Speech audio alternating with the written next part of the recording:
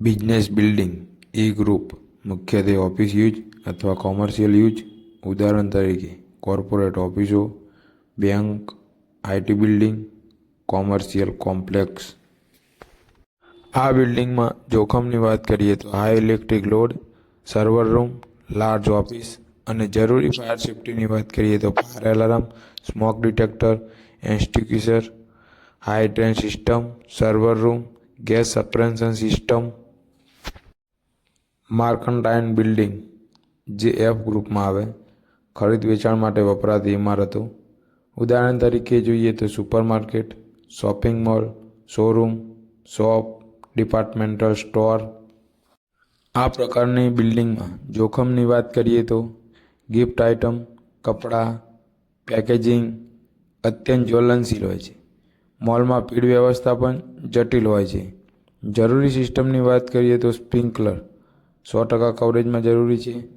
Fire pump, fire alarm and voice evacuation, fire exit door, evacuation map, smoke extraction system વગેરે જરૂરી છે. Industrial building જી ગ્રુપમાં આવે, ઉત્પાદન અને મેન્યુફેક્ચરિંગ માટે વપરાય છે. ઉદાહરણ તરીકે જોઈએ તો ટેક્સટાઇલ મિલ્સ, પ્લાસ્ટિક ઉત્પાદન, કેમિકલ ફેક્ટરીઝ, એન્જિનિયરિંગ વર્ક્સ અને ફાર્મા કંપનીઓ વગેરે.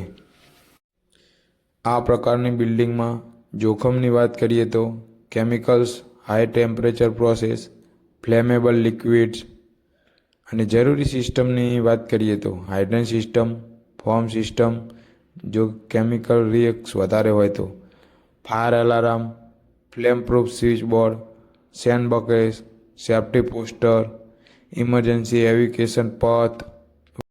સ્ટોરેજ બિલ્ડિંગ જે એચ ગ્રુપમાં આવે છે, સામાનના સ્ટોરેજ અને વેરહાઉસ તરીકે વપરાય છે. ઉદાહરણ તરીકે જોઈએ તો godown, cold storage, LPG CNG storage, paint storage, paper and cardboard godown. આ પ્રકારની બિલ્ડિંગમાં જોખમની વાત કરીએ તો વિશાળ ફાયર લોડ, વધારે ધુમાડો, ગરમી ભંગાણ જોખમ અને જરૂરી સેફ્ટીની વાત કરીએ તો hydrant system, sprinkler system, foam extinguishing, સ્પષ્ટ પાંખ marking, no smoking zone. Hazardous building જે ગ્રુપમાં આવે, ઉચ્ચ જોખમ ધરાવતા કેમિકલ, ગેસ, ફ્લેમેબલ મટીરિયલ. ઉદાહરણની વાત કરીએ તો petroleum storage, gas bottling plant, explosive unit, chemical reactor, acid solvent plant.